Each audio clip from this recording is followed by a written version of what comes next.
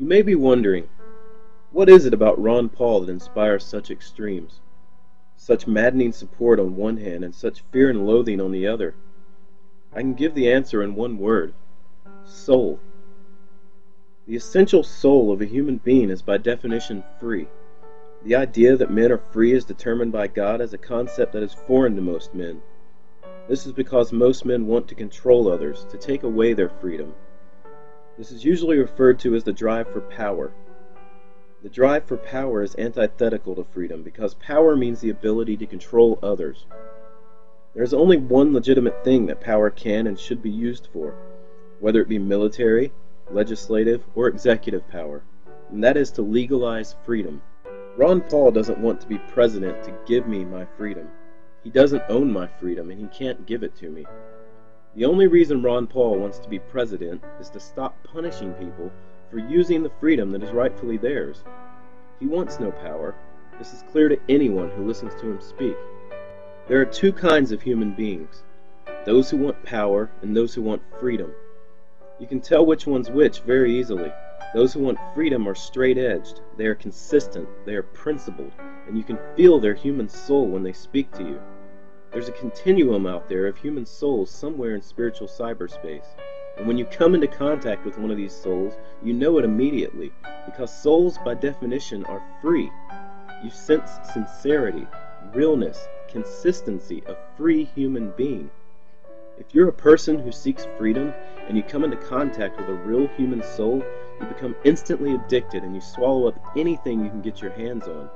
You want to unite immediately, no matter what you disagree on. There are people in the freedom movement that don't exactly agree with me on everything, but I don't care. If they want freedom, I can sense it, and my human drive for individualism suddenly turns into an intense desire to unite into a collective, but a collective of free individuals. It's a beautiful dialectic. It doesn't matter what we agree or disagree on, as long as we agree on freedom. You get hooked on Ron Paul, and you desperately seek more and more.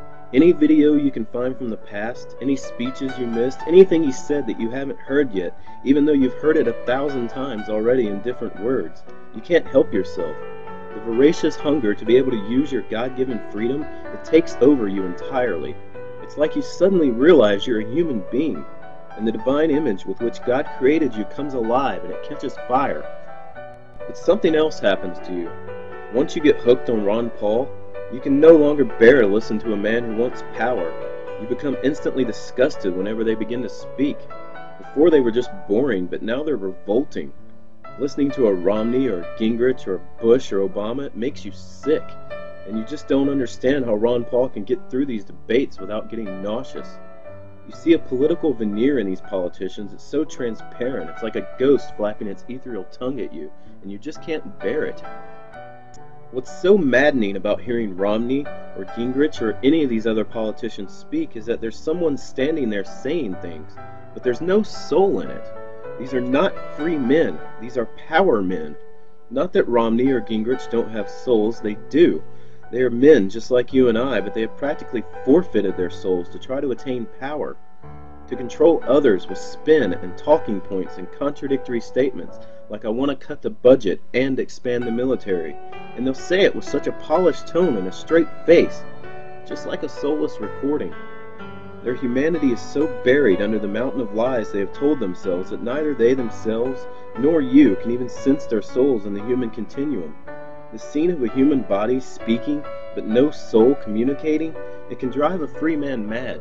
The reason that Ron Paul never goes down in the polls is because he's not convincing people in the everyday sense that he's right on whatever issue. He's activating human souls. He's lighting spiritual fires one by one, speaking about freedom.